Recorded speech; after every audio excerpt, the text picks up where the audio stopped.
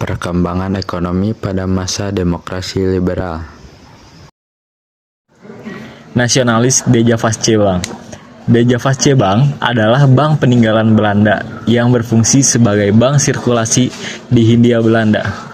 Kebijakannya berdasarkan UU Nomor 24 Tahun 1951, pemerintah Indonesia menasionalisasi DJB. Perubahannya, DJB diubah menjadi Bank Indonesia pada 1 Juli 1953. Tujuannya untuk menghapus dominasi ekonomi Belanda, menguasai sistem keuangan nasional, menjadikan BI sebagai Bank Sentral Rakyat Indonesia, dan dampaknya kedaulatan ekonomi lebih kuat. BI berwenang mencetak uang dan mengatur moneter nasional. Gerakan Benteng. Latar belakang, ekonomi Indonesia masih dikuasai pengusaha asing, Belanda dan Tionghoa.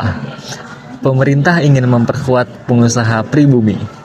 Programnya direncanakan oleh Menteri Perekonomian Sumitro Dojo Hadikusumo pada tahun 1950, diberi kredit murah dan proteksi untuk pengusaha nasional pribumi.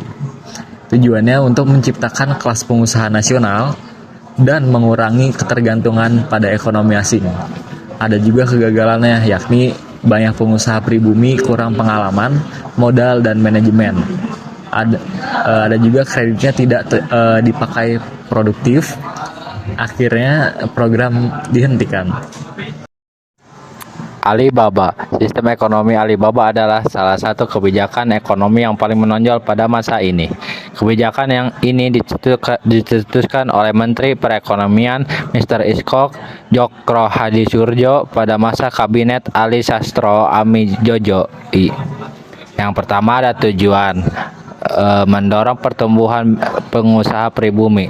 Yang kedua ada mengubah struktur ekonomi kolonial menjadi ekonomi nasional. Yang ketiga menciptakan kerjasama antara pengusaha pribumi dan non pribumi.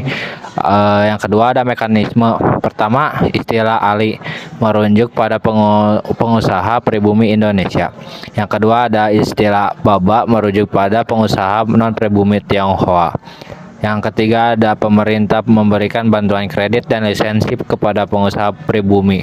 Yang keempat, pengusaha non pribumi diwajibkan untuk memberikan pelatihan dan membantu pengusaha pribumi agar bisa maju. Yang ketiga, kegagalan. Pertama, sistem ini tidak berjalan sesuai harapan. Pengusaha pribumi yang minim modal dan pengalaman seringkali hanya dijadikan nama oleh pengusaha non pribumi untuk mendapatkan kredit dan lisensi. Yang kedua, banyak pengusaha pribumi yang menyalahgunakan bantuan kredit untuk kepentingan pribadi, bukan untuk pengembangan usaha. Yang ketiga, hal ini justru memunculkan praktik makelar lisensi, di mana lisensi yang diperoleh oleh Ali dijual kembali kepada Baba. Akibatnya, pengusaha pribumi tidak berkembang dan tujuan kebijakan ini tidak tercapai. Gerakan Asaat. Latar belakang, yang pertama kondisi politik ekonomi pasca kemerdekaan. Setelah pengakuan kedaulatan 1949, Indonesia sempat berbentuk Republik Indonesia Serikat atau RIS. Banyak daerah merasa lebih berperan dan punya otonomi dalam struktur federal itu. Namun setelah RIS dibubarkan 1950 dan kembali ke bentuk Negara Kesatuan Republik Indonesia atau NKRI, pemerintah pusat Jakarta atau Jawa menjadi dominan. Daerah penghasil sumber daya alam Sumatera, Sulawesi, Kalimantan merasa hasil bumi mereka ditarik ke pusat, sementara pembangunan di daerah tertinggal. Yang kedua, kekecewaan daerah. Ketidakpuasan ini meluas di kalangan tokoh daerah. Mereka merasa pembangunan hanya menguntungkan Jawa, sedangkan daerah lain dianaktirikan. Kondisi ekonomi Indonesia saat itu juga sedang sulit. Inflasi tinggi, devisa terbatas, pengangguran banyak. Hal ini memperkuat ketegangan pusat daerah. Tokoh utama Mr. Asaat, seorang tokoh politik asal Sumatera Barat, pernah menjabat sebagai Presiden Republik Indonesia di Yogyakarta, sementara ketika Soekarno menjadi Presiden RIS 27 Desember 1949 sampai 15 Agustus 1950. Setelah bubarnya RIS, Asaat aktif di politik nasional, namun kemudian lebih condong membela kepentingan daerah.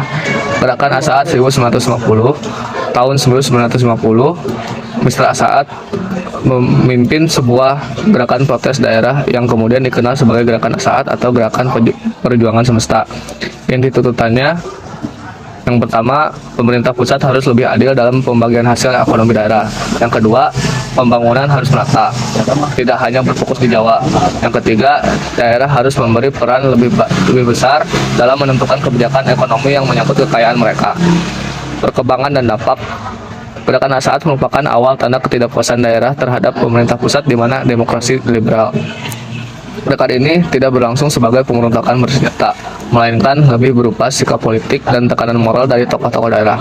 Namun gerakan ini memberi inspirasi dan menjadi salah satu benih lahirnya gerakan daerah yang lebih radikal, seperti PPRI atau Pemerintah Revolusioner Republik Indonesia di Sumatera tahun 1958, Permesta atau Perjuangan Semesta di Sulawesi tahun 1957 sampai 1958. Dengan kata lain, gerakan Asaat bisa dilihat sebagai peringatan awal dari daerah kepada pusat sebelum konflik pecah menjadi pemberontakan bersenjata di akhir 1950-an.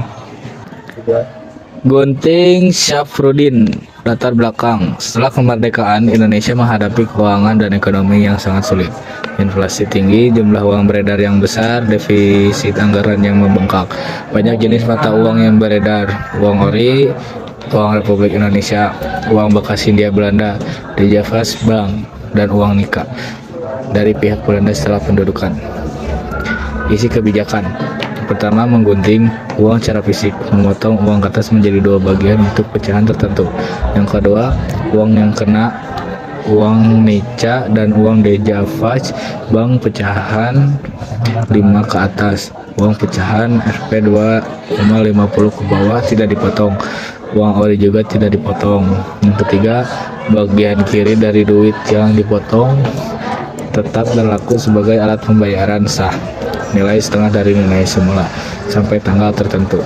Dan yang terakhir, bagian kanan dinyatakan tidak berlaku sebagai alat pembayar, tetapi ditukar menjadi obligasi negara sebesar setengah dari nilai semula yang akan dibayar di masa mendatang dengan bunga sekitar 3% per tahun.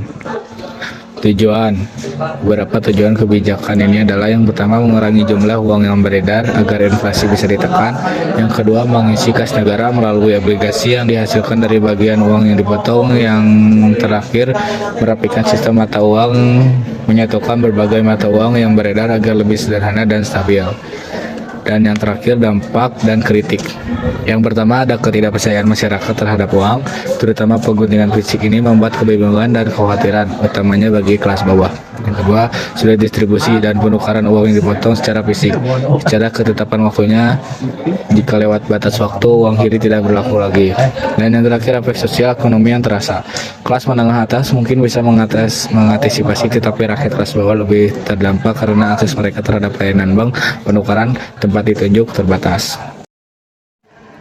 Perundingan Finansial Ekonomi (FINEK). Yang pertama adalah latar belakang. Perundingan FINEK diselenggarakan setelah Konferensi Meja Bundar 1949. Indonesia dibebani hutang Hindia Belanda sekitar 4,3 miliar gulden, atau sekitarnya 1 gulden itu 200.000. Namun hasil perundingan tersebut menimbulkan kontroversi karena banyak kesepakatan yang justru dianggap lebih menguntungkan pihak Belanda. Akhirnya, Indonesia menolak melanjutkan beberapa poin perjanjian tersebut karena dinilai merugikan kepentingan nasional. Lalu yang kedua ada isi perundingan.